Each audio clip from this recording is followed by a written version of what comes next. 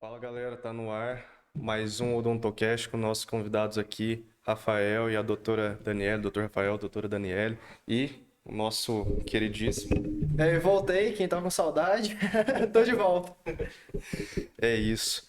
E a proposta desse podcast de hoje é trazer dois tipos de conhecimento pra gente.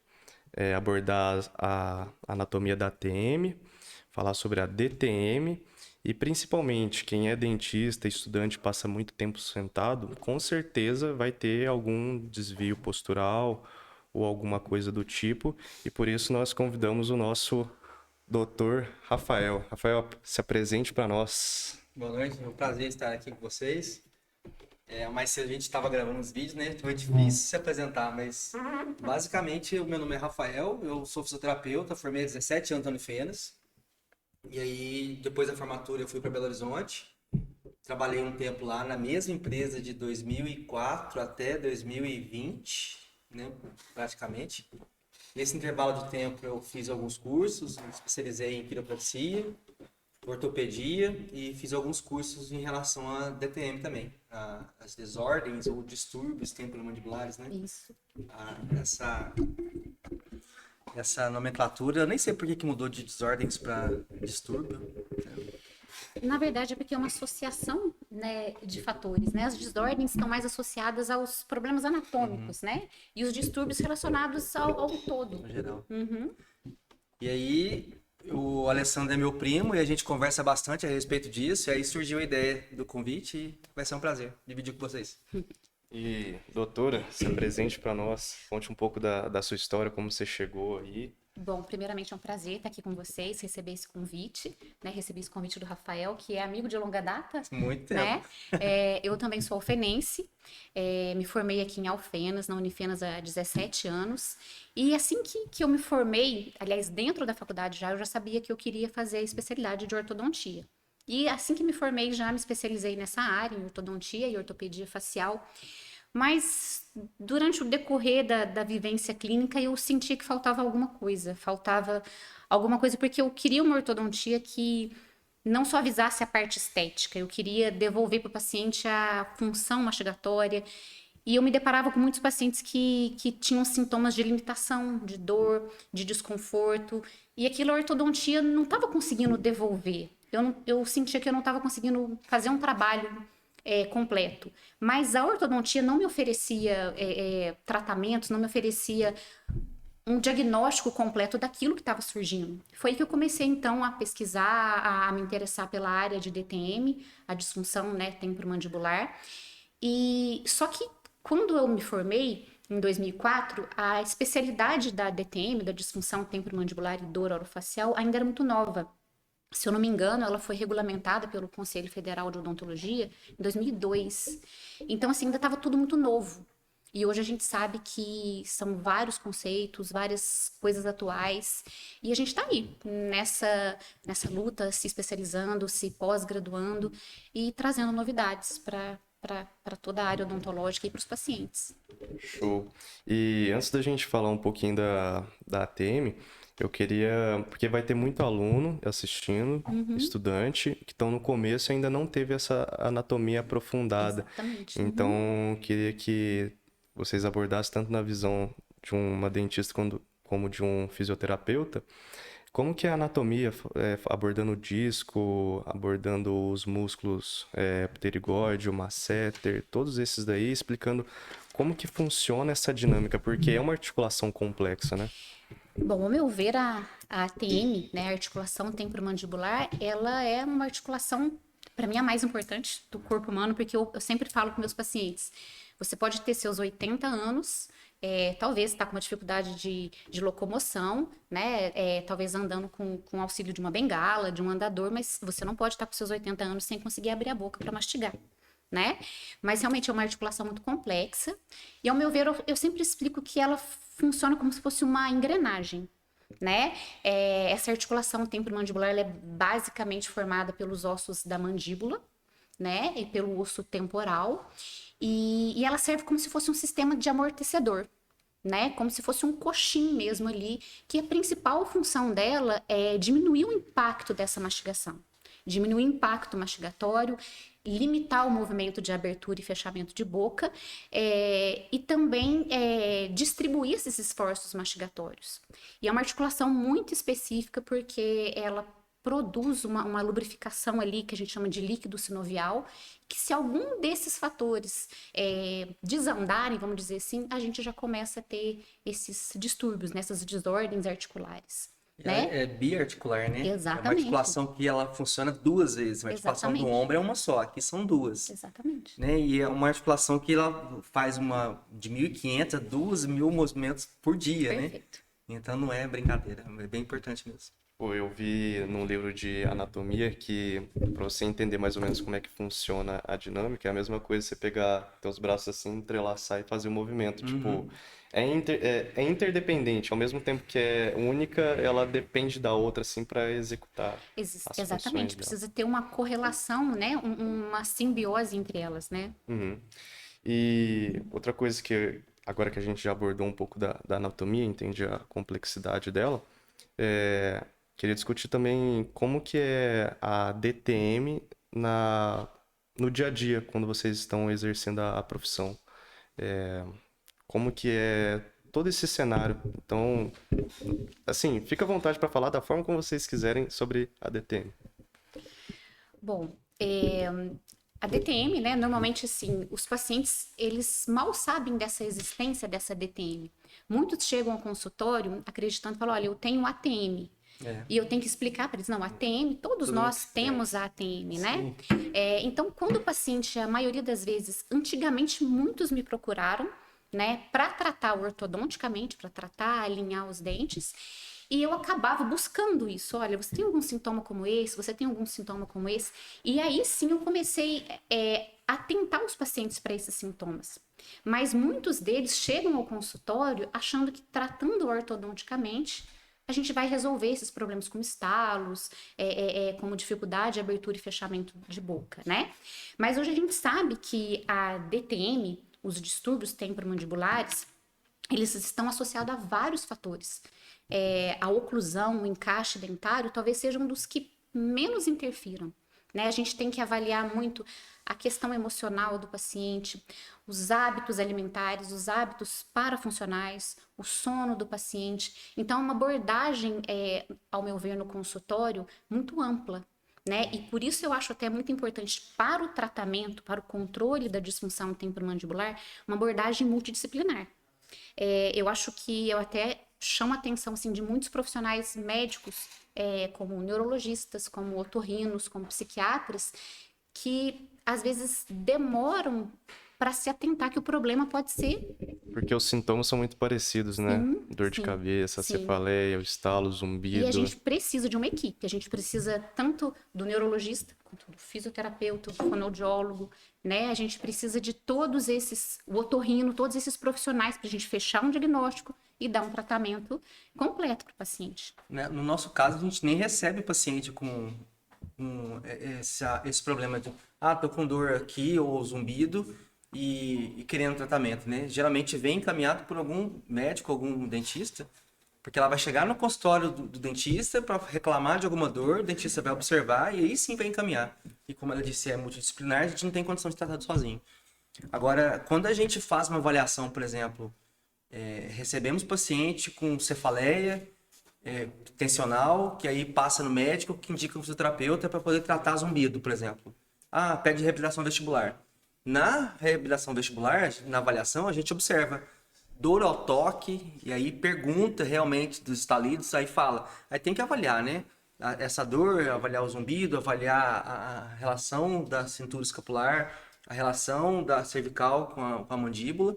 E aí sim, o paciente chega pra gente nesse sentido de dor de cabeça, encaminhar pro dentista também, porque talvez não é só a gente que vai resolver, né? Exato. Na minha experiência clínica, o que eu vejo, assim, que os pacientes, eles passam por verdadeiras peregrinações. Passa mesmo. Né? E muitos passam anos tratando de enxaqueca, com medicações, às vezes, que têm até muitos efeitos colaterais, E quando nós vamos ver, totalmente diferente Sim. o diagnóstico de uma cefaleia tensional de uma migrânia, de uma enxaqueca, né? Então, é muito importante que os próprios profissionais das outras áreas também se capacitem para fazer o diagnóstico da disfunção temporomandibular. E é bacana porque tem paciente, por exemplo, que está tratando, né, a reabilitação vestibular e aparece no consultório com trisma. Aí o que eu faço? O que seria o trismo? O trisma é uma dificuldade de abrir a boca, É né? um espasmo, É um né? Um espasmo espasmo muscular. muscular. Que aí a gente vê o espasmo onde que tá e aí de onde que veio. E o que aconteceu? Foi estresse, já é oclusão, já é problema do dentista e a gente chama o dentista para avaliar, né? E aí chega no diagnóstico também que não é... Foi o que você falou. Tem paciente aí que vai de 8 a 9 meses procurando aonde tem tratamento, porque onde ela vai, o medicamentoso não resolve, né? Não. Aí tem que ir na O causa. medicamentoso é paliativo, né? Sim. É paliativo. Você trata a dor, mas não trata a causa. Mas qual seria a evolução dos sintomas, assim? Dos primeiros sintomas, quando tá começando uma disfunção, até os mais severos, como o trismo que você falou, que não tá nem conseguindo Bom, abrir a na boca. verdade, depende da causa, né? Por exemplo, se um paciente ele levou uma pancada no queixo, levou uma bolada, sim, né? sim. Ele vai ter um sintoma agudo, né? Ele vai ter, às vezes, um travamento mandibular, houve um deslocamento de disco, né? Então, aquilo vai acontecer, ele já vai sentir dificuldade de abertura de boca, ou seja, uma dificuldade de fazer algum movimento de lateralidade, né? Algum ruído articular, própria dor, artralgia, né? Ao toque, ao contato. Agora, é diferente daquele paciente que ele apresenta um hábito parafuncional, que pouca gente não sabe, mas o simples fato de roer unha, o simples fato de você morder os lábios, de você tirar a cutícula, isso ao longo da sua vida, que é uma coisa que parece inofensivo, mas ele é frequente, né? E inconsciente. Você faz isso sem perceber. Isso ao longo da vida, em um paciente que nunca levou uma pancada, isso vai ser um efeito causador de microtraumas na tua articulação e com o passar do tempo isso vai começar a te causar dores, vai te causar desconforto, vai te causar algum processo degenerativo nessa articulação. Então, depende dos fatores que estão causando aquilo. A causa de DTM, qual a causa de DTM? É uma interrogação. Sim. É uma interrogação porque tem que investigar e tem paciente que não chega lá, eu senti hoje, procura amanhã, e não chega no consultório amanhã. Talvez ela tá nessa peregrinação faz muito tempo. Sim. Até chegar no lugar certo e tratar a causa. Então não teria um primeiro sintoma. Assim, o Não. pessoal fala, tô sentindo isso, já vou no Não, cirurgião isso é muito dentista pra difícil. poder... Não, os principais avaliar. sintomas, né, das disfunções temporomandibulares, e também a gente tem que saber diferenciar. Tem a DTM de origem muscular e a DTM de origem articular. Né? A DTM de origem muscular, normalmente ela está associada a um desequilíbrio mastigatório, ela está associada à presença de bruxismo, por exemplo, principalmente o bruxismo de vigília. Né? Então, quais são os principais sintomas? A fadiga muscular, a presença de dores miofaciais, até ele pode falar... Geralmente quando acorda, né? Exatamente, ao acordar, dores de cabeça ao final do dia, porque o paciente ficou o dia todo apertando, né, encostando os dentes. Então, esse desconforto é mais relacionado à DTM de origem muscular. Agora, as DTMs de origem articulares já é um processo inflamatório nessa articulação, né? Já é a presença, às vezes, de uma osteoartrite. Então, é a que a gente chama de artralgia, a dor ao toque, a dor próxima ao ouvido, a limitação na abertura de boca. E é bem característico. Quando o paciente chega no consultório e ele fala, olha, eu tenho essa dor. A gente fala, olha, é uma dor muscular, né? Que ela se irradia para temporal, masseter, pterigoideu, né? Agora, quando ela é pontual, eu tenho uma dor aqui. Você fala, bom, acho que já é articular. Sim. Né? Então, os sintomas, assim, mais bem específicos, as dores musculares, dores de cabeça e limitação de movimento. E a articular também é tratada com demais profissionais ou apenas com o cirurgião Com dentista? certeza, com certeza. Então Tá? vai ter a atuação do fisioterapeuta também? Perfeitamente. A utilização de laser, a utilização de manobras, né? Porque a gente consegue, às vezes, reposicionar esse disco articular, a gente consegue devolver o conforto ali, mas quem vai estabilizar e manter estável essa articulação lógico que os hábitos do paciente, que ele vai se equilibrar, mas o fisioterapeuta também. Sim. Tem até hoje se fala muito em aplicação da toxina botulínica, né? Então, Que é essa é bem uma controverso, controvérsia, bem- né? Sim, Então, é uma um bom assunto pra você controvérsia, abordar. né? É um assunto bem delicado. A gente ainda vê muitos profissionais ainda abordando isso e a gente sabe que o efeito ali é irrisório e pode causar muitos efeitos colaterais. Mas, por exemplo, pensando no senso comum, você sabe que a toxina ela vai meio que aliviar a atividade muscular. Então, quer dizer que, assim, na cabeça Paralisar, né? dele, fala, pô, Sim. se eu aplicar ali numa certa, então ele vai ter uma tensão menor. Será que vai Por um favorecer? período, tá? Mas como a atividade do músculo masseter é muito grande, vai estimular também a formação dos brotos neurais, que a gente fala, né? Então, a gente vai precisar de uma quantidade muito grande de botox num curto espaço de tempo. A gente tem que analisar também custo-benefício, tá? E a gente vai estimular também a formação de outros neurônios. É como se tivesse tentando encontrar outro caminho ali para repor aquela atividade muscular. E a gente sabe que hoje em dia que a toxina botulínica é algo caro, né? Se a gente for colocar uma quantidade que seja suficiente para minimizar, para diminuir essa hiperatividade numa seta, por exemplo, são muitas unidades, né? E a gente sabe que ocorre osteopenia da cabeça da mandíbula. Então já tem estudos contraindicando a toxina botulínica para o uso, para o tratamento de bruxismo. E na parte da fisioterapia tem alguma manobra que pode relaxar, Tem. aliviar a tensão do masseter? Como é que A funciona? gente costuma falar sobre os trigger e os tender points, né? A localização da dor. Se você, por exemplo, agora, qualquer pessoa que localizar, por exemplo, esse terço aqui e apertar, é quase que insuportável a dor. É insuportável. A dor em fuga, né? O paciente Exatamente. Isso, ele fica doido na hora. Então, é procurar esses pontos de tensão nos músculos, né? Do masseter, no bucinador também, e fazer movimento circular. Achar o ponto, aplicar uma certa pressão e fazer movimento circular. Bilateral, mas se na paciente, a posição deitada, né? Isso no caso no consultório. Agora, eu costumo falar muito de paciente que não tem a consciência corporal, né? Dificilmente você vai achar alguém que já tenha ficado pelado na frente do espelho algum dia e sabe que tem mamilo, que tem peito, eu tenho um braço. Quando você toca o paciente no tríceps sural, por exemplo, tem paciente que grita de dor, porque talvez nunca tenha colocado a mão ali. Então, você olhar é o que para eu sinto nas costas. É. Depois a gente vai entrar. Sim. Se olhar para o paciente, por exemplo, fazer a palpação, achar um ponto doloroso e apertar, é quase que insuportável, né? A dor Mas é- aí tem que insistir, achar o ponto, fazer um relaxamento, nem que seja 1 minuto cada ponto, movimento circular, e fazer o movimento, né, de... Dissolver esse ponto gatilho, né? Isso que eu falo. É um ponto de hiperatividade do músculo ali, né? Ele faz um nó. Aí você desfazer esse nó com ponto de pressão. O que você falou me deu um gatilho aqui de uma ideia que eu queria perguntar. O bom profissional não é aquele que detém o conhecimento, mas é aquele que, tipo, sabe aplicar ele nas pessoas. E o que você falou é muito importante porque a população, no geral, ela não tem o conhecimento necessário de anatomia e ela talvez nem se importe tanto em fazer uma autoavaliação para poder chegar para vocês e falar exatamente o que ela sente. Então, você tem que investigar na pessoa, porque ela vai chegar lá e, tipo, é muito comum na odonto o cara falar, meu dente tá crescido.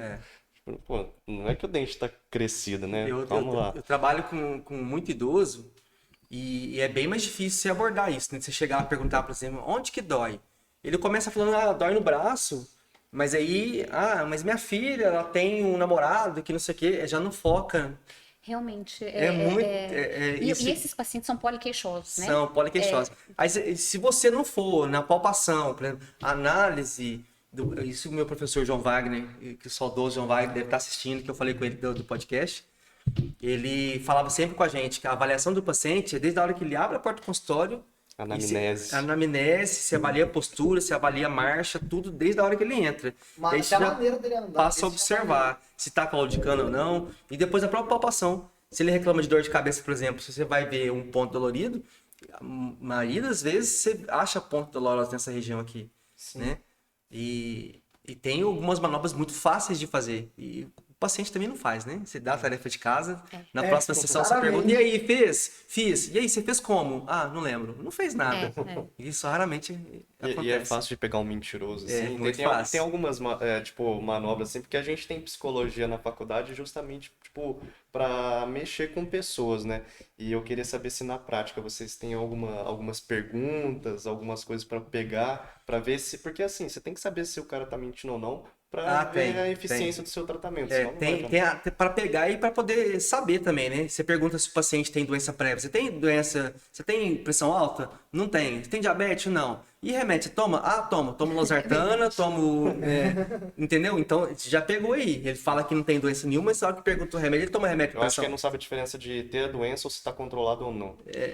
Essa é uma possibilidade, acho que sim. Acho que Isso sim. daí que é o Aham. que pega. Mas eu queria tocar aqui no bruxismo um pouco, que muitas pessoas vão e fazem a placa de bruxismo, né? E acham que fazer a placa é a solução. Mas a placa é uma parte do tratamento, né? Com certeza. Eu queria que você falasse um pouquinho mais. Isso é muito corriqueiro ainda, né? A gente vê muitos profissionais ainda, talvez até que não se tenham atentado à gama de possibilidades que hoje em dia que a gente pode fazer com um paciente que tem bruxismo, né? A placa miorrelaxante, aliás, um termo que hoje está em desuso, Sim. né? Ele é apenas coadjuvante. Essa placa ela vai servir para proteger os dentes, proteger a musculatura e a articulação, mas longe de tratar o bruxismo. Aliás, o bruxismo também não tem cura, ele tem controle, né? Então, assim, a gente tem que, quando você vai detectar o bruxismo, a gente tem que primeiro conhecer a história clínica desse paciente. Porque o que se pensava anteriormente com relação ao bruxismo, tá? Isso é bem bacana também. Que o bruxismo, por si só, ele iniciava-se nos dentes. Hoje a gente sabe, né, que o bruxismo ele tem seu início no sistema nervoso central, Sim. né? Então, o apertar, o ranger de dentes é apenas uma consequência de todo aquele ciclo, Tá né? descontando na Exatamente. musculatura mastigatória. E nem é necessário ter a presença de dentes ou encostar e ranger os dentes para se ter bruxismo. O simples fato de você manter a musculatura mastigatória, a musculatura da mandíbula tensionada, mesmo sem encostar os dentes, já é considerado bruxismo de vigília, que é o bruxismo que a gente faz durante o dia, né? E esse bruxismo, ao contrário do que se pensava anteriormente, que o bruxismo do sono era o grande vilão, hoje a gente sabe que o bruxismo de vigília, ele é o grande vilão e causador das E DTMs. como é que eu vou saber a diferença disso daí para um reflexo miotático? É miotático. Sim, o reflexo de manter a É de manter musculatura. a musculatura. Porque assim, a tendência é que a gente mantenha a musculatura relaxada, mas para ela não cair, o músculo ele fica toda hora Ele tensionando tenta ali, fazer isso. Na verdade, a gente utiliza hoje em dia, até é uma tecnologia que a gente utiliza, que são as eletromiografias, tá? E existem nível de microvolts. A gente coloca um eletrodo no paciente, né? E se ele atinge uma certa contração dessa musculatura, ou pode ser colocado numa certa no temporal, já é considerado uma hiperatividade associada ao bruxismo de vigília. Se for menos do que isso, é só uma tentativa exatamente de manter aquela estabilidade ali da musculatura, né? Então, a gente utiliza desses artifícios também e a gente consegue ver pela própria palpação a contração dessa musculatura se ela está mais mais hipertensa do que se fosse só algo mais natural. Sim. E eu imagino que dá diferença assim quando você faz a desprogramação, colocar lá o gig, aí você vê a diferença depois do gig e quando a pessoa entrou. Tipo, quando a Com pessoa certeza. entra, tipo, a boca abre isso daqui. Aí você coloca, deixa lá e deixa o tempo passando, quando vê, já voltou, já. Com certeza. Tá? Só explica pro pessoal que às vezes não saiba o que é o gig. Ele é como é que chama? Um dispositivo. Um dispositivo que Em a gente... acrílico, né? Isso, que a gente utiliza para desprogramar a musculatura. É como Que se às vezes- quebrasse o arco reflexo do paciente, né? Isso. Que é só pra justamente caso o ele não reflexo saiba. miotático. Isso. E isso daí é muito usado para quando vai fazer prótese e a pessoa já tem a perda da DVO, já tá com mordida bem, com aqueles sulcos aqui. Exatamente, certo? perdeu a dimensão vertical de oclusão. Sim. Mas até você me Restaurar. falando mesmo, relacionado ao bruxismo, né? O mais importante, por exemplo, quando é relacionado ao bruxismo do sono, que a maioria das vezes é um bruxismo secundário, então a gente tem que saber o que está levando aquele bruxismo. É uma apneia obstrutiva do sono? É um refluxo gastroesofágico? É a presença de alguma doença autoimune? É um distúrbio do sono dele? É a presença de uso de álcool, de cigarro, de café? Então, isso são fatores que causam bruxismo secundário, bruxismo do sono. Então quebra né? até aquele paradigma de que bruxismo está associado apenas à ansiedade, apenas a problema emocional. O bruxismo É noturno, multifatorial. ele agora ele está sendo pouco relacionado à ansiedade, mais a esses fatores relacionados a sono, relacionado a problemas respiratórios, mais relacionados a isso. Agora, o bruxismo em vigília, o bruxismo que é feito durante o dia, no momento que você está conversando, que você está trabalhando, está no celular, está dirigindo, esse sim está mais relacionado a fatores emocionais e ansiedade. E qual que é o tratamento para esse? A placa mio-relaxante, você vai usar ela durante o dia todo? Não. Não vai. Tá? Então, uma conscientização da presença desse hábito e o que a gente chama de uma técnica de neurofeedback. A gente tem que conscientizar o paciente desse hábito e fazer com que ele se reeduque. Sim. Né? Então, e hoje em dia a gente utiliza, inclusive, até aplicativos no celular que pode auxiliar o paciente nessa reeducação. Sim, pra partir dele a mudança, né? Exatamente. A pergunta que eu queria fazer para vocês dois é como se teve diferença na frequência, ou qual foi a diferença antes e depois da pandemia? Falando assim dos pacientes, como é que foi? Aumentou a demanda? As queixas foram diferentes? Como é que é? No meu caso foi muito difícil, porque essas leis aí que não poderia abrir nada, né? Não poderia abrir consultório, não poderia... hospitais estavam bem limitados, estavam recebendo paciente em Covid. E aí, na minha prática, eu mudei de cidade, inclusive, por conta de pandemia. E foi muito difícil, porque eu em 2 anos, não recebi nenhum paciente novo para iniciar tratamento. Geralmente, os tratamentos que eu fiz foi pacientes que já estavam em andamento, cancelaram a maioria das vezes. Eles cancelaram muito. E teve alguns dias de estar, assim, a dor insuportável que me ligava. Só, você pode vir aqui em casa. E se chegava, tava tudo travado. Né? Você ia palpar, isso aqui tava tudo rígido. A musculatura do rosto, tudo muito rígida. Você fazia análise postural, um ombro mais alto que o outro, encurtamento muscular. E ao mesmo tempo, estresse, ansiedade. Isso prejudicou muito. Então, no meu caso, eu não sei os consultórios como é que foi isso, né? Mas... foi bem complicado, até pelo próprio medo da gente enfrentar essa doença que era... Você expõe muito. Imagina, você tá numa luta de vírus, aí você vai abrir a boca A no gente tinha consultório. essa coisa, a gente tinha um receio, porque a gente estava mais, ao meu ver, a gente estava mais em contato com o vírus do que... um médico, né? Sim, a boca aberta Sim, ali. né? Com as gotículas, né? Com tudo. Então, assim, a gente tinha esse medo, mas ao mesmo tempo eu cheguei a ponto de ser procurada com pacientes com crises de ansiedade.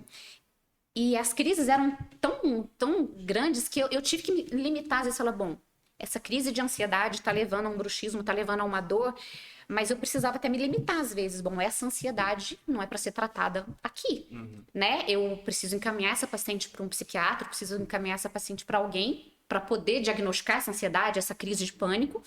E assim que isso for tratado, nós vamos, né, aliviar, melhorar a sua dor. Às vezes a gente usar uma medicação paliativa naquele momento, porque eu não queria fazer um tratamento a longo prazo naquele paciente, porque eu queria sanar o desconforto dele e encaminhá-lo para quem pudesse tratar aquela ansiedade. Sim. Mas em decorrência da pandemia, depois que tudo aquilo se minimizou um pouco, o número de pacientes com sequelas, dores musculares, diminuição de espaço articular da ATM devido ao apertamento dentário, pacientes que foram muito entubados durante os processos de internações vieram com deslocamento de disco. Então, assim, a própria uso de medicações para ansiedade, que inclusive é uma coisa que muita gente não sabe, mas muitos ansiolíticos, muitos antidepressivos estimulam a hiperatividade muscular, estimulam o bruxismo. Então, uso de sertralina, fluoxetina, venlafaxina, tudo isso acentuou muito e isso estimula o bruxismo também. Então, assim, com o advento da pandemia, os pacientes, assim, aumentaram muito o número de demanda. Eu queria perguntar uma coisa, ainda mais pro Rafael, que ele trabalhou nessa parte de intubação e ele também atua nessa área. Por que causa esse deslocamento no disco? Qual que é a atitude que o médico toma, que os enfermeiros tomam, que causam isso daí? Então, no processo de intubação é o seguinte, o paciente é sedado, né? A gente faz de tudo para que isso não aconteça e não tem possibilidade de fazer de outra forma. Ele é sedado E aí o processo de intubação é o seguinte, você coloca um rolo atrás na escápula, né, para ele fazer esse movimento, e aí abre a boca, vem com uma lâmina, essa lâmina tem que enxergar lá, né, e aí geralmente eu vi muito que nem sei se eu posso falar isso, cara, de Mas é quebrar. mas É. ali você tá tentando salvar a vida. Sim. São os, como é que se diz? As consequências daquela tentativa, né? A gente sabe que um trauma na mandíbula, nesse caso, você vai deslocar o disco de alguma forma, né? Então a gente via dente quebrado, via tendo que abrir muito a boca, porque às vezes o paciente idoso já tá tão Tensionado. cortado e tensionado na situação que fica difícil entubar. E nesse caso aí, quando volta, né, a gente tem esses desvios, o estalido vem depois, né? E aí vem o que gerou a pós-intubação. Mas assim, é um processo muito difícil. É um processo muito difícil. E a gente viu isso acontecer. Esse mas paciente vai ter um deslocamento de disco aqui. Fugindo um pouquinho do assunto para falar de pandemia, você chegou, todos que você ajudou a entubar foram sedados ou você chegou a pegar algum caso que infelizmente não teve como sedar e teve que... Não, isso não acontece. Não acontece. Na emergência, quando chega, a gente vê que já está com bastante esforço respiratório. Já seda. Ele é ali. sedado. Ele Sim. é entubado sedado. Então, nenhum paciente é entubado sem sedação. Perfeito. Entendeu? É assim que funciona. Falando um pouco de respiração, como é que isso daí impacta na ATM? Tem uma relação? Respirador bucal, né? Respirador bucal. No respirador exato. bucal, sim, principalmente em crianças, né? Muitos pais chegam para mim e falam, olha, a gente tem que avaliar duas coisas, principalmente nas crianças, né? Com relação a essa respiração. Quando os pais falam, olha, meu filho ele tá rangendo os dentes. As duas primeiras perguntas que eu falo, como é que tá a respiração do seu filho? Né? Ele respira pela boca? Qual o motivo que ele respira pela boca? Você já foi ao otorrino para descartar qualquer obstrução mecânica, uma hipertrofia de adenoide, uma hipertrofia de amígdala? Quais são os quadros alérgicos dele? Né? Ó, descartou isso. Não tem isso. Como é que tá a questão emocional dele? Ele passou por alguma mudança brusca? Né? Mudou de casa, ganhou o irmãozinho. Como é que tá o emocional dele? Ele tá ficando muito nas telas, tá ficando muito na frente do computador, do celular, né? Então a gente tem que pesquisar isso. Depois, analisando isso, a gente vai ver se tem alguma interferência anatômica, uma atresia de maxila, precisa fazer uma expansão, porque a gente sabe que a gente fazer a expansão maxilar, a gente melhora muito o quadro respiratório. Mas, quando há um distúrbio respiratório, isso sim contribui e muito para agravar e acontecer até o bruxismo infantil. E nos adultos também, no caso da apneia obstrutiva do sono, né, é fator determinante para o desenvolvimento do bruxismo secundário. A gente, inclusive, consegue ver isso na postura. Né? Você vê, perguntar isso. você vê a criança ou o adulto com protusão de ombro, protusão de cabeça e a boca entreaberta. Buscando ar, né? Buscando ar. Então aí tem bastante relação. E Às vezes não precisa nem falar que é dor bucal. Você olha a postura e já fala. Já sabe. É característico. É por bem exemplo, característico. a pessoa, ela... Porque assim, a gente sabe que a maioria das pessoas, ela sabe que precisa, mas ela não procura o profissional. Tem alguma dica que a pessoa ela pode fazer em casa mesmo, ela mesma, para melhorar essa postura? Algum exercício para Tem. trabalhar? Tem algum alongamento. Inclusive, a gente ia abordar isso na postura do dentista, né? Se você quiser deixar mais pra frente, você quer falar agora. Tem sim. A gente percebe na postura, o dentista trabalha, por exemplo, que ele senta, vamos colocar a cadeira do dentista aqui. Então ele vai flexionar e vai rodar, né? Então essa é a postura dele ali. Sim. No intervalo de um paciente para o outro, ou no intervalo de, tipo, na hora de sugar, né? Você vai fazer um movimento contrário, no caso do dentista, né? Se ele tem uma flexão e uma rotação, ele faz a rotação para o outro lado e faz a flexão, a extensão. Sim. E aí, entre um paciente e outro, a gente trabalha bastante ginástica laboral. Eu não sei se tem isso com os consultórios, né? Pode ser que tenha em grandes empresas. Não sei. A ginástica laboral. A gente trabalha a ginástica laboral. De alongamentos simples, por exemplo, de segurar 1 minuto em cada posição. De flexor, extensor, nessa posição. Eu não vou demonstrar todos, porque são muitos. são Mas muitos. tem alongamento simples de fazer. Inclusive tem cartilha pronta, que é só entregar. Sim. Ó, você faz a avaliação, você pode fazer isso aqui em casa. mas dobrou. Pôs na bolsa, acabou. Esquece. E A é uma realidade é pena essa. que os pacientes não entendam. Eu, E é eu uma falo que eu pena sou mesmo. chata na questão de insistir que o paciente ele faça Faça. a fono e faça a fisioterapia. Em prol dele mesmo, né? A gente briga o paciente fazer a coisa dele mesmo. Porque Briga pela saúde dele. assim, o resultado, a estabilidade do tratamento, eu falo aqui tanto do ortodôntico quanto do disfuncionista, né? É muito importante. Eu falo, não adianta nada a gente deixar a oclusão do paciente equilibrada, sem contatos prematuros, se ele não tiver uma postura de língua legal, se ele tiver uma mastigação unilateral preferencial, só isso ele vai desestabilizar a oclusão dele e ele vai causar trauma de um lado da articulação dele. Então, assim, ele precisa aprender a mastigar dos dois lados, ele precisa ter a consciência de que ele está preferindo de um lado do que do outro. E não adianta eu falar para você, olha, mastiga só de um lado. Isso, né, o fono, o fisioterapeuta, ele tem essa habilidade de fazer isso de forma inconsciente, que o paciente ele vai aprender a fazer isso. Ele tem que se modular, né, Rafael? Acho que é mais ou menos isso. A recidiva de paciente que volta é muito grande. Muito muito grande. Tipo assim, essas 10 sessões que o convênio autoriza, né? 10 eu não devia existir. Que o paciente chega lá no consultório com um pedido médico com 10 sessões. Peço 10 sessões, tem médico, inclusive, que prescreve. Isso era uma coisa até que eu gostaria de opinar. Porque, assim, muitas vezes os pacientes chegam para mim e falam assim, o que eu vou fazer no fonoaudiólogo? O que eu vou fazer no fisioterapeuta? Eu falo, não sei, eu não sou fisioterapeuta, eu não sou fonoaudiólogo, porque eu não acho que eu, né, tenha o direito de prescrever o melhor tratamento para o meu paciente. Eu encaminho o paciente para avaliação e conduta com relação a isso. Final, né? Se você precisar de dados, né, que os meus exames de imagem possam te oferecer, nós podemos trabalhar em comum. Agora, eu não me sinto nem apta a poder opinar no tratamento de É uma prática que ela é bem frequente, tem médicos ainda que fazem isso, né? Mas a grande maioria já não faz isso mais. Eu trabalho com uma equipe muito boa, tá evoluindo bem, mas ainda tem os médicos ainda que prescrevem. E aí ele chega no consultório com pedido com 10 sessões, o paciente acha que ele só tem que fazer 10. E que naquelas 10 sessões tem que ficar bom com 10 sessões. O paciente com 80 anos, eu sempre falo isso, que vão marcar mais? Ah, mas o médico prescreveu só 10, aí pede pelo médico de novo? As coisas não é mais ou menos assim, não. Isso está mudando. E aí você está usando o corpo, tem 80 anos, você quer ficar bom com 10 sessões. Isso não existe, né? E aí é um tratamento, eu falo que é curto, médio e longo prazo. Com certeza. Né? A longo prazo, o paciente tem que entender isso, que ele não vai melhorar, não vai curar com 10 sessões. E isso a gente tem condições de fazer.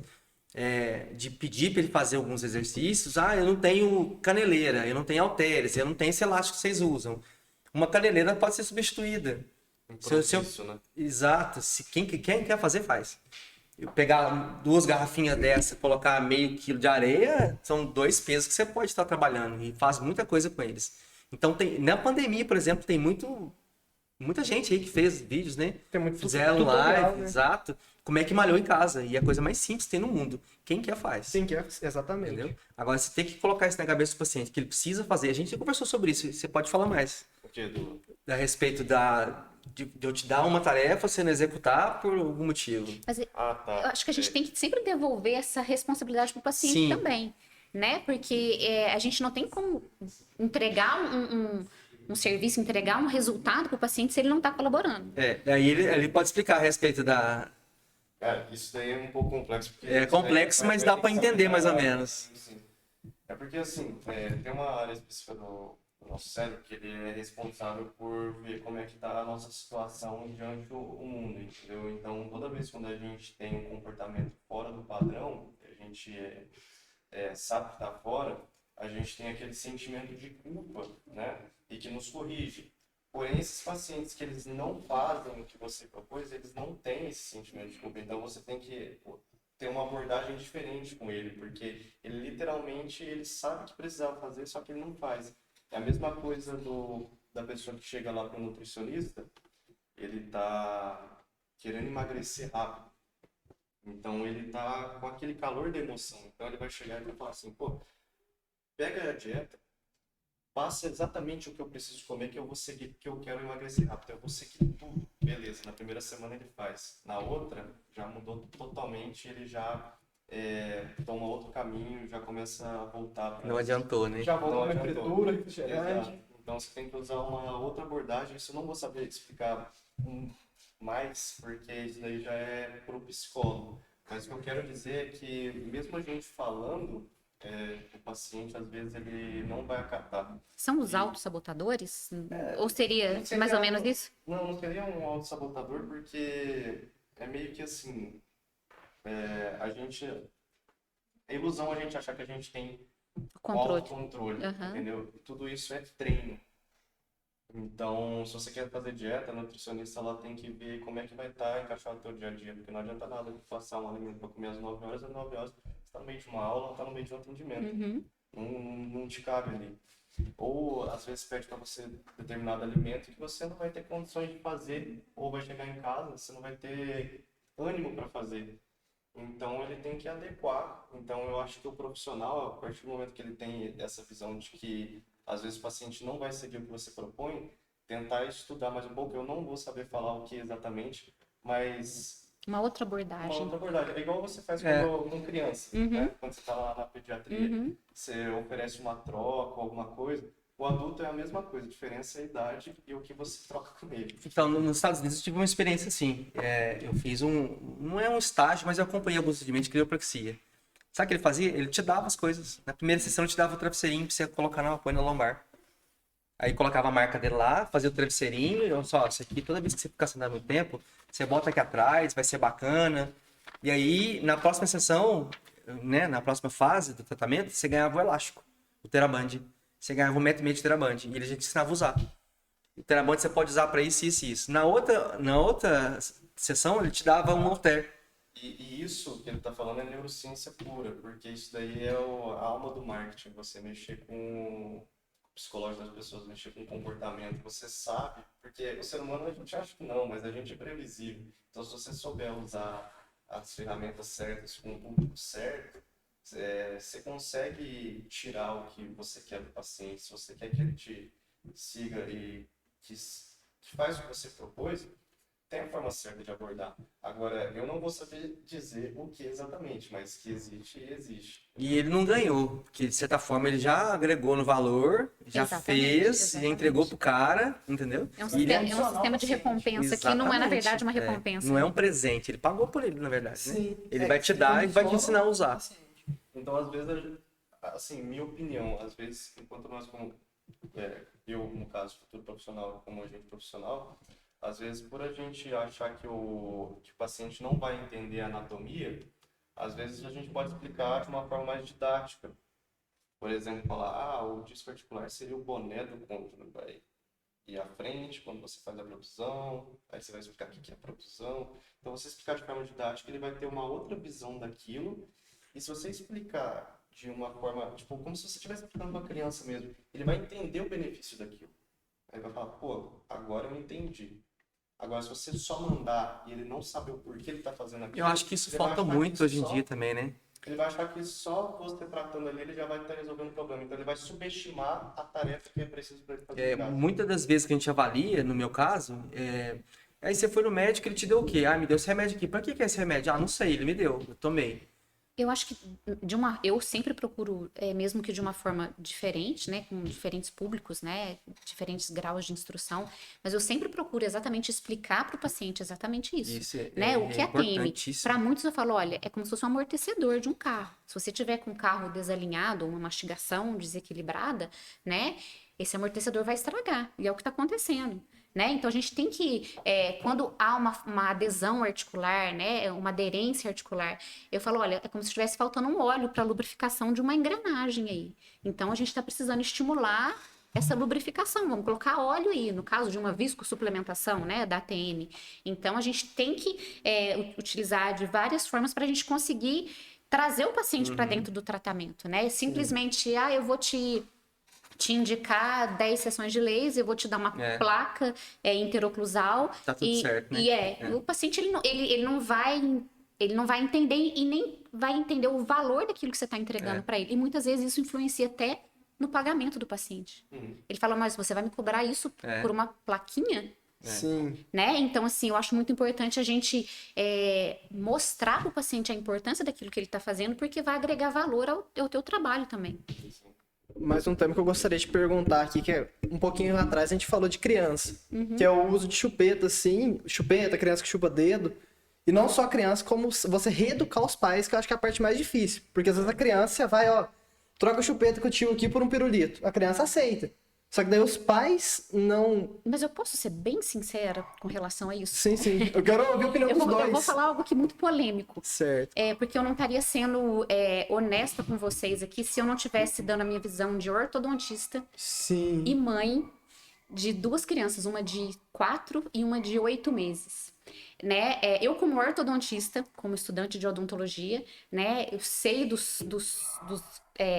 contras da chupeta, né? Eu sei de tudo que ela causa, e até quando ela não deve ser estimulada. Isso eu sei que eu vou criar atrito com vários fonoaudiólogos, mas eu tô falando uma visão de uma mãe que passou por uma pandemia com uma criança em casa, né? 24 horas sem nada pra fazer, né? 24 horas sem nada para fazer, e eu falo assim, eu não quero criar polêmica aqui com relação a isso. Eu sei que a gente tem que ter a gente tem que ser mais acolhedor com muitas mães, né? Que falam, olha, eu não consigo tirar agora a chupeta. Eu acho que a gente tem que usar muito da psicologia. A gente tem que informar os pais, sim, de quando isso não é viável mais. Mas a gente tem que ter também a gente tem que saber colocar isso na balança, né? Às vezes é uma mãe solo, é uma mãe que não tem como... Né? Então a gente tem que ser mais carinhoso, a gente tem que se colocar mais no lugar das pessoas.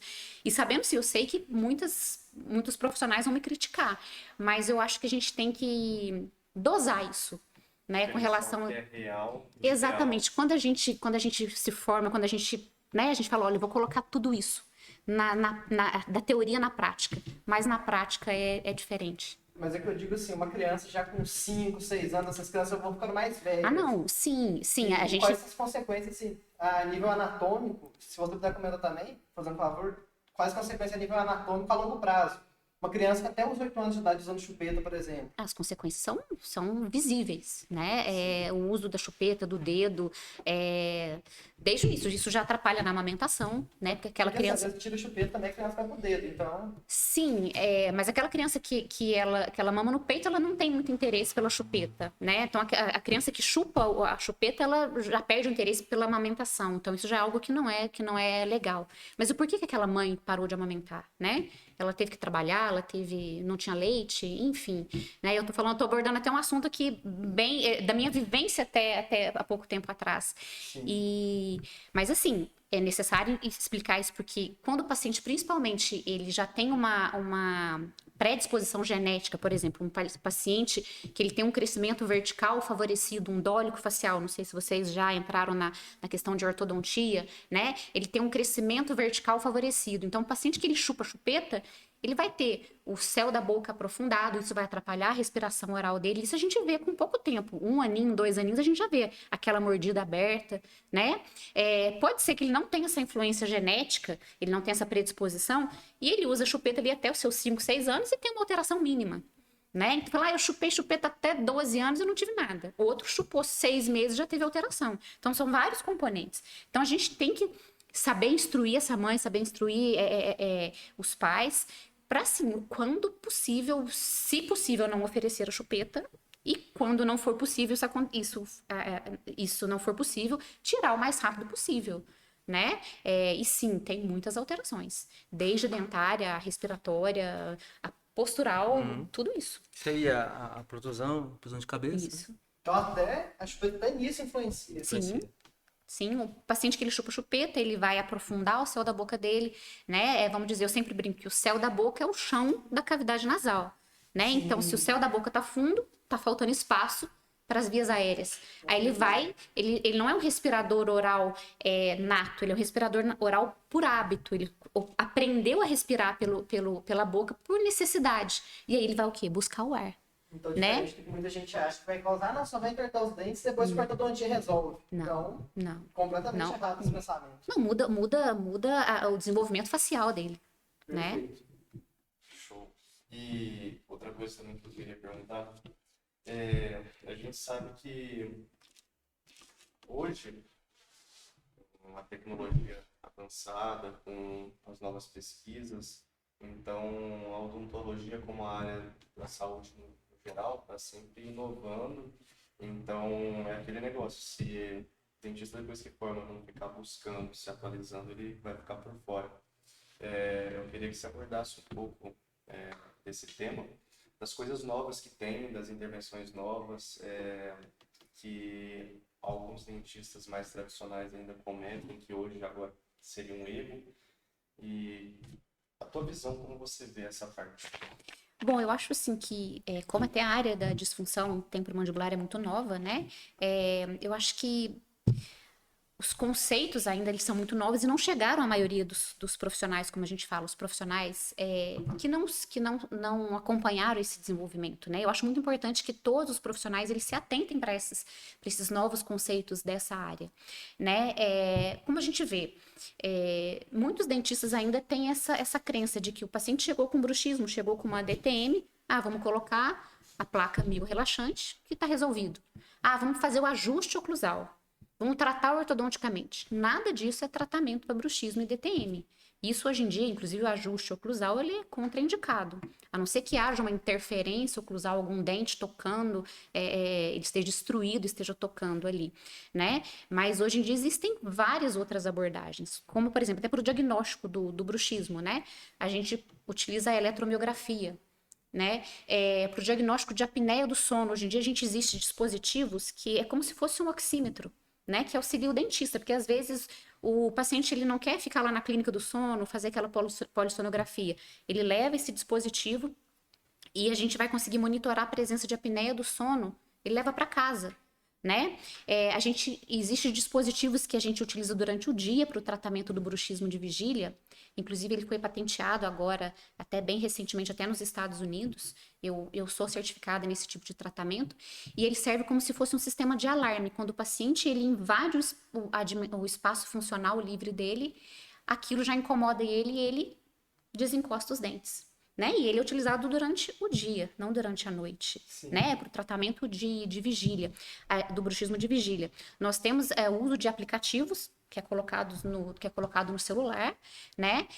Que auxilia também nesse autocontrole e na própria percepção do paciente mesmo. Porque é muito comum o paciente chegar durante a avaliação clínica e eu falo, olha, você aperta ou range os dentes durante o dia? Não.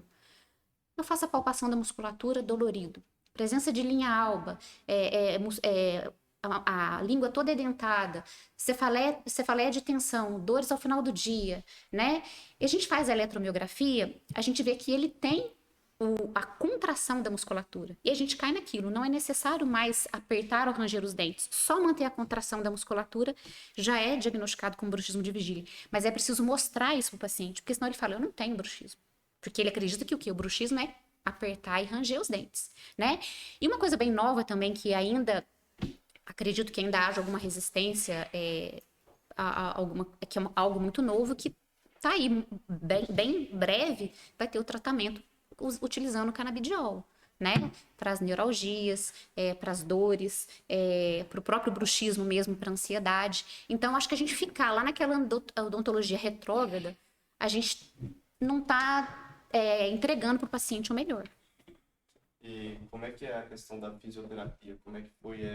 Você sentiu mudança de um tempo para cá? Como é que ela evoluiu? Não, porque a nossa abordagem nesse tipo de paciente é em relação à postura, né? E eu o que a digo gente... na questão do paciente, mas, por exemplo, do que era de tratamento. Antigamente. Mudou muito. Hoje. Mudou demais. Mudou muito e, inclusive, eu preciso atualizar mais, porque a última atualização eu vi que mudou muita coisa e todo dia tem coisa nova, né? E hoje a gente dispõe hoje de ultrassom, de laser, de manobras intraorais, de alongamento. Isso não muda, a gente faz a avaliação e vê o que precisa ser feito. Mas hoje eu não vou saber te falar o que mudou muita coisa, porque em relação a eletro, por exemplo, o ultrassom que eu uso sempre. A liberação miofacial muscular também é o que eu uso já é sempre. antigo também, né? Já é antigo. Tem. O ultrassom deles é tão bom assim para aliviar dor, as coisas. Nossa. Porque o ultrassom é calor profundo, né? Sim. Você usa aérea ali, que forma umas bolhas que bate no osso e faz Ressonância. É, Ressonância. não. Seria meio que reflexo, assim, refletindo. Não. Chama efeito de cavitação. Tem a era do ultrassom que você conecta na pele, né? Ela coloca um gel, que funciona meio aquoso. Você coloca na articulação mesmo e nos músculos envolvidos. E você faz um aquecimento profundo muscular. Aí você sente um choquinho, você É tem efeito... no joelho. Assim, sente muito pouco. Dependendo se for contínuo pulsado.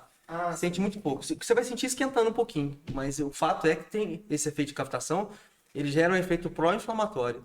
Então você acelera o processo ali, entendeu? Depois, para dar tirar os pontos gatilhos, os pontos motores, fica bem melhor de trabalhar. Eu sou suspeito, mas eu sou apaixonada em laser Eu também gosto muito de O laser. Eu uso o laser, o Hélio 900, a caneta 903, 904 também, resolve bastante, bem pontual. Isso é visível, o paciente fala efeito na hora. E o laser para detém, porque a gente sabe que tem uma parte Regeneração. que é regeneração, porque tem uma parte que não é inervada e não é vascularizada. Exatamente. Então, como é que vai trocar ali o tecido que foi lesionado? Ainda mais uma pessoa que está ali lesando a todo momento. Como é que você pode fazer aí? Poucas pessoas usam laser, acho que por causa do preço também da caneta, o preço do aparelho não é lá. Mas até tem tornado mais acessível que há algum tempo atrás, né? Não, o laser, para mim, eu acho muito, muito bacana. E o laser, no caso, seria com o fisioterapeuta ou no consultório? Eu já vi dentista usando laser. Eu utilizo Lá no laser hospital tem uma utilizo dentista que usa o no laser. consultório, mas normalmente eu utilizo o laser mais para aquela dor mais aguda, para aquela artralgia, né? Eu também utilizo para ortodontia, para presença de aftas, mas aí quando o paciente saiu daquela crise mais aguda, eu indico ele pro fisioterapeuta. Mas o laser é plausível até de usar, por exemplo, ajustou o aparelho. Sim. Como eu disse, passa o laser ali para aliviar a dor. Exatamente, é a modulação da dor, né? A gente faz a modulação da dor. No CTI nós temos uma dentista que trabalha com laser lá. Eu também gosto bastante da parte do laser. Mas para a questão de dor facial, de musculatura tensionada, isso ajuda muito. O paciente chega com um trismo, a gente consegue, você divide os pontos ali. aliviar muito para ele. E até na própria TM, dá para colocar o laser, né? Perfeitamente. Questão Perfeitamente. articular. Sim, perfeitamente. E uma coisa que eu queria perguntar é, assim, os estudantes eles vão terminar a faculdade, aí alguns vão querer seguir carreira acadêmica, outros vão para a parte de empreender. Nós sabemos que vocês dois estão mais nessa parte de empreender. Então eu queria saber como é que foi essa questão de chegar e, entre aspas, ter que fazer seu nome, ser reconhecido e ter um fluxo de paciente, ter procura. Porque, lógico, depois que você forma, tem um espaço ali que você tem que fazer todo até virar um negócio orgânico. Então, eu tenho certeza que vocês deram muita cabeçada, assim, no sentido de pensar e quebrar a cabeça e às vezes ter tentativas frustradas e, por final, dar certo. E hoje eu vejo que deu certo. Então, ensina um pouco para nós aí, passa essa... Pode começar. Para mim foi mais difícil aqui de Alfenas, né? Que eu formei e fui embora. E as pessoas não conhecem o Rafael, conhecem o filho do Gabriel, né? O filho do Gabriel, deve ser filho de quem mesmo? Então eu formei e fui embora. Então chegar em Alfenas e ter que enfrentar isso em plena pandemia, né? Eu tenho um consultório em Belo Horizonte e trazer para Alfenas, vou trabalhar em consultório, vou procurar emprego, como é que eu vou fazer? Foi bem mais difícil ser conhecido, né, pelo que eu faço, porque trabalhar com terapia manual, que é Alfenas, eu particularmente conheci poucas pessoas que trabalhavam com isso. E eu nem sei como falar isso, porque assim, eu não trabalho a dor do paciente, eu trabalho o paciente como um todo. Eu não vejo, tem um paciente com dor ali, eu vou trabalhar o paciente como um todo. E eu não tenho uma técnica específica, eu vou trabalhar esse paciente com terapia manual, aí eu vou fazer eletroterapia, aí eu vou fazer o laser, eu vou fazer ultrassom. Eu disponho de várias coisas, de vários artifícios para me tratar o paciente. E eu acho que isso, aqui em Alfenas, o pessoal foi observando isso, porque não queria marcar uma sessão de ventosa, queria marcar uma sessão de terapia manual. Eles marcam uma consulta, na avaliação eu vejo que é preciso e eu faço. E eu sou muito assim, de não vender sessões, eu vendo resultado, né? E isso é bem bacana. E o pessoal vai entendendo que numa sessão de fisioterapia não é aquela coisa chata de ter que sair de casa, ir para a clínica, chegar lá, puxar a cordinha, ir para a rampinha, puxa a perna. Ainda é bem mais dinâmico. O que você está querendo me dizer, eu não sei se você vai conhecer a terminologia, mas chama branding. É tipo, fazer tua marca. Exato. É conhecido não exatamente por ser atendido pelo Rafael, pela abordagem Sim. que ele faz. Você Exato. criou tua impressão, você imputou algo na pessoa, entendeu? Então, eu acho que isso daí te fez você alavancar, porque eu acho que no começo foi mais no boca a boca. Você fez, Foi. a pessoa gostou, porque foi uma abordagem diferente, e essa pessoa indicou, e aí virou... Isso aconteceu numa academia aqui em Alfenas. Eu cheguei e ele conhecia o namorado da minha irmã, o Davi. Aí o Hamilton falou do Davi e aí eu fui na academia tratar o Davi dentro da academia. Ele travou lá e me chamou. Tinha um fisioterapeuta que trabalhava aqui, mas ele foi embora. Aí eu cheguei lá, botei a maca no meio da academia, coloquei a maca lá e o pessoal já olhando, né? Fiz uma liberação, fiz uma sessão de quiropraxia ali. Aí o cara já saiu, falou, bacana. Aí ele falou para um, que falou para o outro, que falou para o outro, que eu fazia manipulação, que podia aumentar o rendimento dele na academia. Hoje eu trabalho com atletas de grande rendimento, né? De atletas fisiculturistas. Fisiculturistas. E até o Johnny aí que deve estar assistindo também, que o Johnny é bem bacana. E é um atleta que viu a diferença entre fazer uma consulta no pré-treino, no pós-treino e saber que isso dava resultado, né? E eu costumo falar isso aí. Fisioterapeuta por fisioterapeuta tem N fisioterapeuta, né? Agora... Você é um dentista e você pode me falar que o pessoal brinca assim, passa furado. Pois é, na hora que você falou pra mim de trabalhar, fazer analogia da fisioterapia com a odonto, e depois eu vendo lá, eu liguei pra ele na hora, pessoal, achei uma menina que trabalha com isso aqui em Alfenas e eu nunca tinha visto o trabalho dela. Aí você fui no Instagram, se ela trabalha com DTM, então vamos chamar ela. Então, é o que eu falo. Tem N profissionais, mas aí se eu procurar a Daniele por quê, procurar o Rafael por quê, né? Não desmerecendo outras pessoas, porque cada um tem seu valor.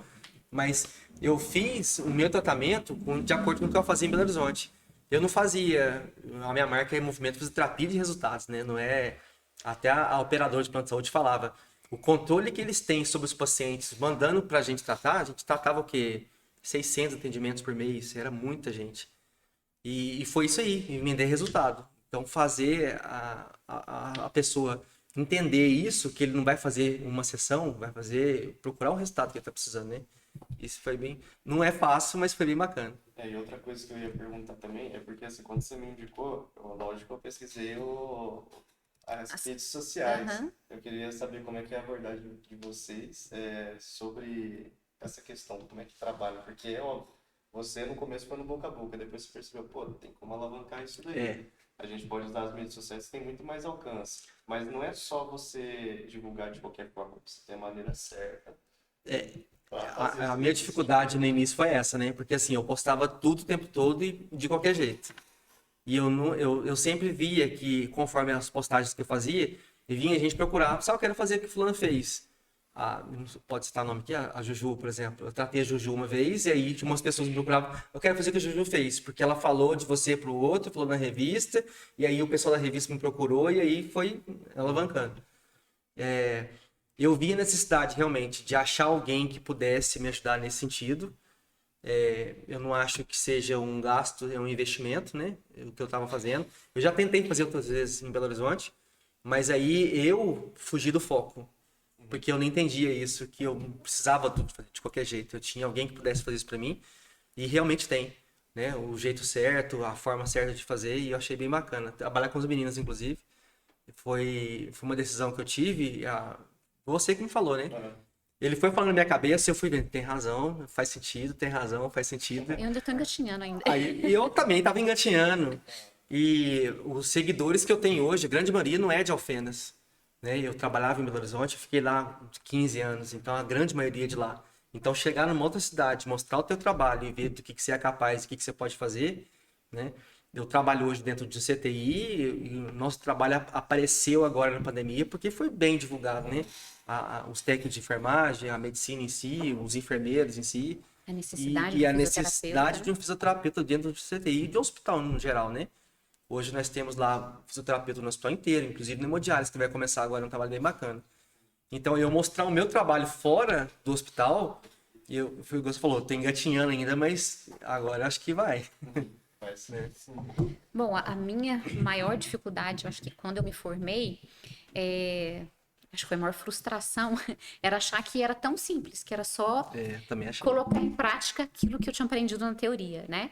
E eu optei, assim que eu me formei, eu fui trabalhar numa outra cidade vizinha, mas eu trabalhava no consultório de uma tia, era um consultório particular, e eu optei não ir para centros grandes e trabalhar numa clínica popular, porque eu tinha como foco, eu queria fazer o direito certo, né? Desde sempre, desde quando eu acho que eu não ganhava nada, eu queria fazer anamnese detalhada, eu queria... E eu numa cidadezinha, que era Eloy Mendes, uma cidadezinha do lado, eu sentava com um paciente que ele tinha chegado para fazer uma restauração e eu queria perguntar para ele como que ele estava se sentindo, tudo. Então, acho que assim, eu sempre quis fazer isso de forma diferente, mas a minha inocência é que eu precisava visar o lucro, né? Porque eu estava fazendo odontologia que eu estava fazendo lá na faculdade, mas eu precisava pagar minhas contas. E eu acho que, sim, a minha maior frustração, e eu acho que até uma coisa que as faculdades deveriam instruir os alunos, é com relação à questão tributária, a questão de você saber organizar o seu consultório, quanto que você vai gastar de água, luz, telefone, CRO. Isso assim, eu demorei muito para conseguir me estruturar. Contabilidade, assim, Exatamente. A gente pode fazer um podcast só disso daí. Se quiser. O assunto é bem extenso, né? Mas eu posso falar que até hoje eu ainda tenho muita dificuldade com Eu relação a também. isso, né? A questão contábil é cansada. Exatamente. Mas assim, eu optei por ficar em Alfenas, ficar próximo aos meus pais, né? E não foi fácil, porque Alfenas tem muitos profissionais já conceituados. Todo mundo fala, tá saturado. Mas ao meu ver, assim, eu achava que eu tendo a possibilidade de ainda estar com os meus pais, antes de me casar, tudo, eu fui fazendo aos poucos, né? E fazendo, acho que, da maneira como eu sempre quis fazer, né? Então, fazendo uma anamnese detalhada. Então, acho que isso foi o meu diferencial, né? E eu procurava sempre me especializar, vamos dizer assim, eu observava, buscar, olhar as pessoas assim que estavam seguindo aquela mesma forma que eu estava fazendo. E não me preocupar muito, nossa, eu não estou ganhando muito dinheiro, né? Ainda não chegou isso. Então, é o que eu sempre falo, o paciente chega no meu consultório hoje em dia, ele sabe que eu não vou vender uma placa para ele, eu vou vender um tratamento, eu vou vender soluções para ele, né? Então, às vezes o paciente ele chega depois de ter ido em vários outros profissionais e aí ele vê o meu diferencial, né? Porque eu tô preocupado não só em vender uma placa para ele que vai proteger os dentes dele, eu quero que ele se conscientize daquilo, eu quero que ele saiba o que vai fazer bem para ele, e a placa faz parte ou não do tratamento, né?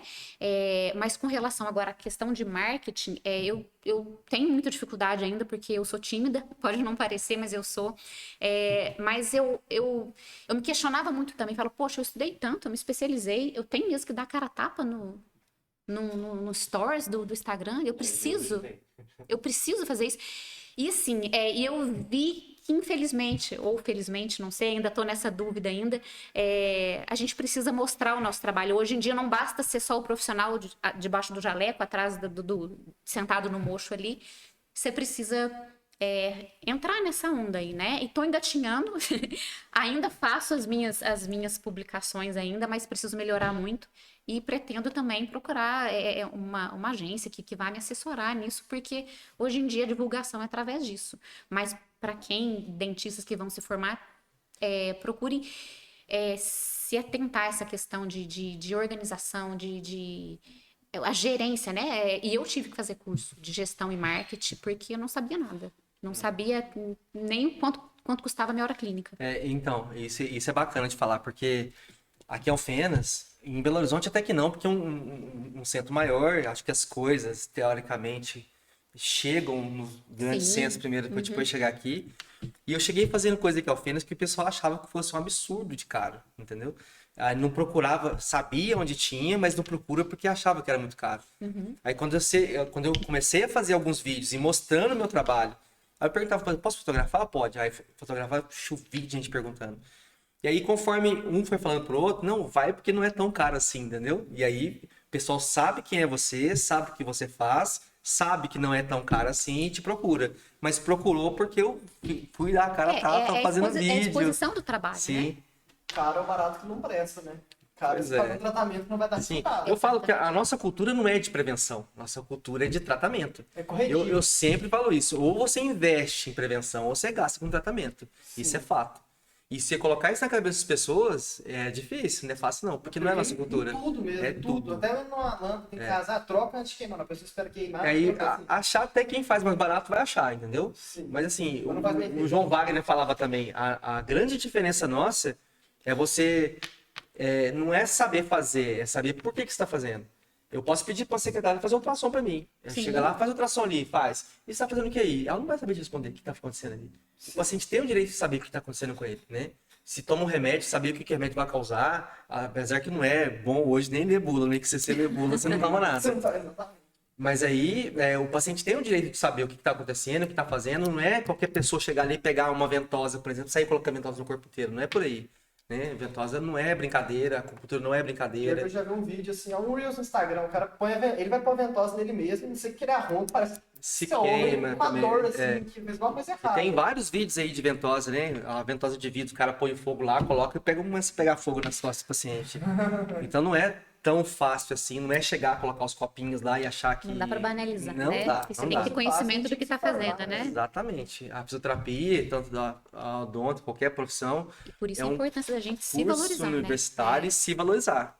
Eu Né? acho isso muito importante, se valorizar, Sim. né? Porque eu acho que o paciente ele só vai dar a importância naquilo que ele tá fazendo se você mostrar para ele aquele valor. né? Você não é só mais um, você tem um diferencial, né? Você tem que ter um diferencial. E como que o que o paciente pode fazer para, por exemplo, vai no dentista, tem pessoas que começam a inventar tratamento, inventar coisas, e nome, essa pessoa, por ter pouco conhecimento, não sabe identificar, acha que precisa fazer tudo aquilo. Aos poucos isso vai aparecendo também, né?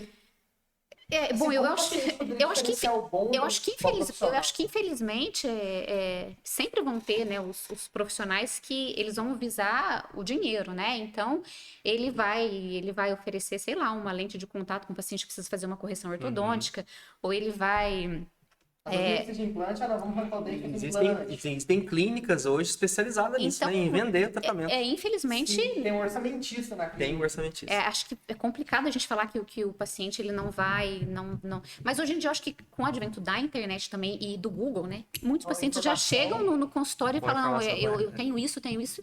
E se eu falar para ele, não, nós vamos tratar isso com, sei lá o quê, inventar alguma coisa, ele já tem aquele conhecimento, né? Sim. Então acho que isso é o lado bom também Não tem tanta gente bobinha mais, né? não tem essa divulgação, acho muito importante. Sim. Inclusive, o que você falou aí, é muito importante você, às vezes, trabalhar em rede social explicando as possíveis enganações que existem no mercado, porque, assim, quando alguém assistir, ele vai saber, pô, que interessante. Além dele saber o que não funciona com ele, você vai passar uma credibilidade. Isso acontece muito com relação ao Botox, porque assim, é muito ainda. Existem muitos profissionais da odontologia ainda indicando a toxina botulínica pro bruxismo, Sim. né? E é essa questão, né? A gente tem que informar, né? A questão informar, mas é complicado a gente apontar, olha, aquele outro profissional tá fazendo isso. Um conteúdo bacana pra você colocar no seu Instagram lá, e no Reels, assim. Mas ainda existem, né? Ainda existe. O Botox, às vezes ele é indicado quando o paciente ele tem uma hipertrofia de masseter, né? Então, não é que ele tem uma hiperatividade, ele tem aquele músculo, o Rafa pode falar melhor, né? Ele tem uma estrutura maior, né? Mas Tem gente que treina isso que é hiperboloide, né? que é contraindicado, né? Meu Deus, tá tendo isso na internet. Tem. Isso pros disfuncionistas, meu Tem, pai. sim, A gente quer morrer. Tem um amigo meu que fazia isso, ele ficava o dia inteiro fazendo Sim. isso. Não, porque eu quero ficar com... E hoje ainda tem gente que faz isso. Não, mas ele fazia isso. É o lado doido, ruim da né? internet, né? É. Então, mas a gente vai informando, né? Acho que a gente tem que sempre buscar tudo com evidência científica, eu acho isso muito importante, né? E eu falo que eu já apliquei Botox para tratamento de bruxismo, porque isso é coisa de 4, 5 anos atrás. Né? Então, não é porque eu apliquei já o Botox para toxina botulínica, ou a toxina botulínica por bruxismo, que eu tenho que continuar com esse erro, porque apareceram, exatamente, na época da faculdade a gente, né, tava lá com a amálgama lá, mexendo com tudo, e hoje em dia. Então, a gente tem que evoluir. Né? A gente tem que evoluir e procurar, a partir do momento que você sabe daquilo, não disseminar uma informação, um tratamento errado só porque como é que fala? Lucrativo. É lucrativo. É lucrativo, né? Aí vai da consciência de cada um. Sim. Mas é isso, tipo, tudo que você visa dinheiro na frente, assim, resultado, acaba caindo uma hora a conta não fecha. Tempo limitado também. Sim. Não vai pra frente muito tempo. Né? Vai chegar uma hora, né, não é por muito tempo. E a gente precisa de profissionais, né? Profissionais que orgulhem a gente, que a gente fica chateado quando a gente vê o exercício ilegal da profissão, o exercício errado da profissão, que mancha, né? Mancha o legado de muita gente que tá fazendo certo, né? Isso acontece em qualquer profissão, né? Na fisioterapia, por exemplo. Tem gente que fala que já fez com fulano, a fisioterapia não serve pra nada porque eu fiz e não resolveu nada. Talvez não foi no lugar certo, talvez a pessoa que fez... Antigamente, a gente sabe como é que funcionavam as coisas, enchia a clínica de estagiário, botava esse estagiário para trabalhar, o fisioterapeuta às vezes era um fisioterapeuta para 15 estagiários, enchia a clínica porque o plano de saúde pagava pouco, ganhava no volume, paga 5,50 por sessão, então põe estagiário para trabalhar. Né? A famosa puxa a cordinha aí, alonga na rampinha ali. Ninguém e agora tá aqui puxa para pregar também, ser Madre Teresa de Calcutá e trabalhar, né? Mas a gente tem que humanizar o tratamento, né? E aí, de um tempo para cá, isso tem mudado também, porque aí as faculdades já colocaram menos alunos, agora o estagiário tem um contrato de prestação de serviço, ele não é só um estagiário precisando de horas, né? E aí, essas grandes clínicas que faziam isso em Belo Horizonte, por exemplo, onde eu trabalhei, e pegava o paciente que fazia as sessões e não adiantou nada, e não adiantava mesmo. E aí ele tem uma má ideia do que a fisioterapia é. Cria um conceito ruim. Cria. E isso muita gente fala, que fez fisioterapia e não adiantou nada. E aí prefere o remédio, até hoje assim. Sim. Eu vou avaliar paciente hoje, um paciente mais idoso, por exemplo, que fala assim, isso aqui isso aqui ajuda tudo a jogar fora. É velho é assim mesmo. Isso achando que dor é normal. Dor não é normal. Isso acontece né? também. Idoso tem essa percepção já mesmo. fui em vários dentistas, já usei um monte de placa e não resolveu. É normal, a dorzinha Mas é normal. a placa era para indicação do teu tipo de bruxismo, do teu tipo de DTM, né? Eu falo muito isso. E se chegar com essa consciência também que não vai melhorar também, não adianta nem tentar, né? Você tem que explicar e mostrar a diferença que tem e saber que as coisas não funcionam assim. Não é porque foi ruim uma experiência que vai ser sempre também. Sim. Não, pode falar. A gente tem um tempo limitado aqui, mas a gente ainda tem um tempinho. Então eu queria perguntar para vocês, tem alguma coisa que vocês queiram falar, uma coisa que vocês acham importante, alguma pergunta que a gente não fez, que vocês... Algo que vocês gostariam de pontuar. Não precisa nem necessariamente, ser necessariamente sobre DTM ou nada de profissão, mas tipo, coisa da vida mesmo, ou alguma coisa que vocês queiram compartilhar. Aí eu falo isso com todo mundo que eu trato assim, que a vida é movimento, é o desenho da vida. A vida é movimento, né? Então, se você não se movimenta, a conta chega. A conta chega e não é barata, né? Você pegar um paciente, por exemplo, que é viciado em remédio, achar que tomar analgésico, por exemplo, vai resolver alguma coisa e não se movimenta porque está idoso, ou não se movimenta porque sempre achando uma desculpa, né? Vou começar na segunda, igual dieta, vou começar na segunda. É hoje, tem que começar hoje. Tem que movimentar hoje, tem que fazer exercício físico sim, tem que manter uma dieta boa sim, a gente é o que a gente come, né? Porque chega uma hora, cara, que a dor vem e tudo que eu falo que a mesma proporção do trabalho que você tem, se você colocar a proporção a menos para atividade física, a conta não fecha. Eu falo que é um relógio, né? É o trabalho aqui e o exercício físico aqui. O movimento em si, o alongamento em geral, tem muita gente vai falar que alongamento previne lesão, que eu já ouvi isso também. E a praticidade física em geral, né? Procurar um profissional que saiba o que está fazendo, é bem interessante. Eu falo muito isso, o que não pode é ficar parado, independente da idade. Bom, eu acho que hoje em dia tudo na vida exige muita urgência, né? O imediatismo de tudo, né? Isso tem comprometido a qualidade de vida de todas as pessoas, né? Eu acho que é importante a gente sempre buscar olhar o lado mais positivo das coisas, assim, apesar que no mundo atual tá complicado, né? Guerra, pandemia vindo aí. Mas eu acho que é exatamente isso, porque a complicação de tudo, eu acho que o estado emocional, a falta de autocuidado,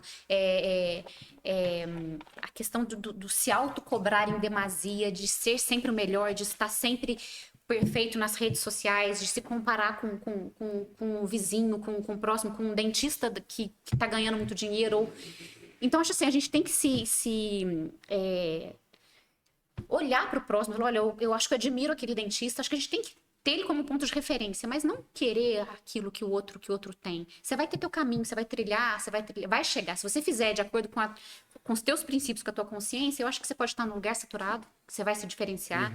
Eu acho que você pode estar num lugarzinho, lá numa cidade do interiorzinho menor do que Alfenas, que você vai ter seu resultado. Então, eu acho que a gente tem que sempre seguir os princípios da gente e buscar sempre pensar no próximo também. Sim, falando desse negócio de dinheiro saturado, eu até falei isso no podcast, foi no primeiro. Às vezes a gente tem a ilusão de que a concorrência ela é ruim, mas na verdade não, porque quando você vai lá para São Paulo, você comprar alguma coisa de tecnologia, você vai no centro de tecnologia e vão ter várias lojas lá vendendo a mesma coisa. E todo mundo vende, né? E todo mundo vende. Agora imagina se essas lojas tivessem separadas, cada um em um canto, entendeu? Então talvez essa concentração ela mais ajuda do que às vezes atrapalha. Porque não necessariamente o meu dente vai ter o mesmo tratamento que o outro. Vocês vão ter viés diferentes. Entendeu? Eu não vejo outro colega fisioterapeuta como concorrente, assim como me viram quando eu cheguei. Isso. Entendeu? E Tipo nem de assim, outra área, né? Eu sempre falo, olha, Exato. não é porque eu vou mandar o meu paciente pro fisioterapeuta que ele vai parar de pagar. Exato, né? É uma associação. A gente tem que eu trabalhar falo em muito que a conjunto. gente é um pelo outro, sempre. Se você ter a consciência que você é um pelo outro sempre, no final das contas é mesmo, Sim. você já tá um passo à frente, né? Mas parece que tem muito ortopedista que não gosta de fisioterapeuta. Não é que não gosta, eu vou defender também. Tem ortopedia, que eu conheço casos de ortopedista, por exemplo, que mandou um pós-operatório imediato para um fisioterapeuta e que a cirurgia foi pro saco. Sim. Entendeu? Às vezes não fez a coisa certa, não é o que ele pediu, mas ele entregou um paciente dele para você cuidar. E você não cuidou direito. Sim. Entendeu? Agora você imagina você mandar um paciente para alguém e alguém perder uma cirurgia, por exemplo, que seja grave, por alguém que não soube fazer o serviço direito. Sim. Então, por essas e outras, tem ortopedista que fala, não, é 60 dias com antipoia. E você sabe, se 30 dias parado, o que vai acontecer depois?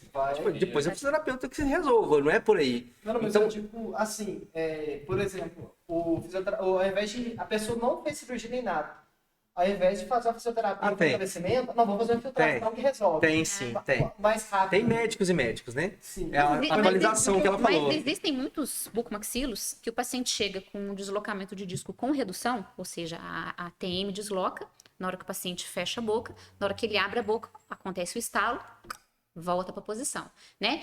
Tem que entrar o fisioterapeuta ali para fazer um fortalecimento dos ligamentos retrodiscais, né? O que o bucomaxilo faz? É cirúrgico. Só que uma vez que a gente sabe que o paciente fez uma ancoragem discal, o paciente fez uma discopexia, né? Que são cirurgias da articulação, ele nunca mais vai ter uma abertura de boca satisfatória. Então, assim, existem todas as áreas, né? Então, tem casos de disfunção articular que é cirúrgico, sim, tá? Existem casos de rompimento de disco articular, né? Existem casos que se tentou estabilizar o disco, enfim, né? Que é cirúrgico. Mas o tratamento conservador ele sempre deve ser priorizado, né? Então, acontece em todas as áreas. Eu trabalhei no hospital, por exemplo, que chegava o paciente lá travado, ele não fazia consulta, desce lá. Eu tenho esse poder de avaliar um paciente sem precisar de uma indicação de um médico. Né? Hoje eu já posso fazer, eu posso pedir exame, inclusive. Sim.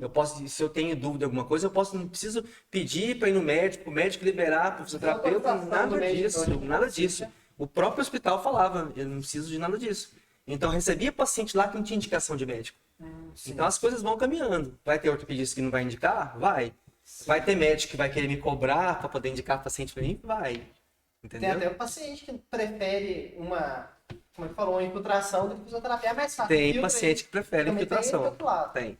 Mas eu não sei se, eu acredito que seja dessa forma também.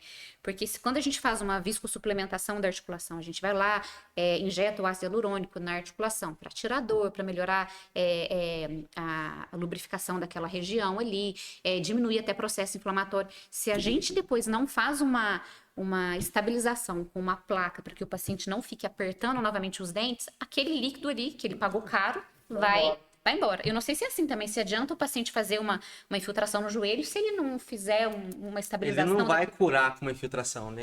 Ele vai no máximo dar alívio momentâneo.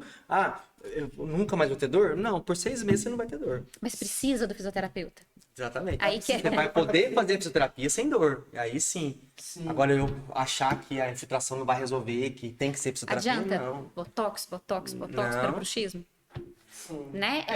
Vai ser aquele pontapé inicial ali, ó. Pra você começar Uma dor. injeção de corticoide ali, tem paciente que faz infiltração que não melhora nada.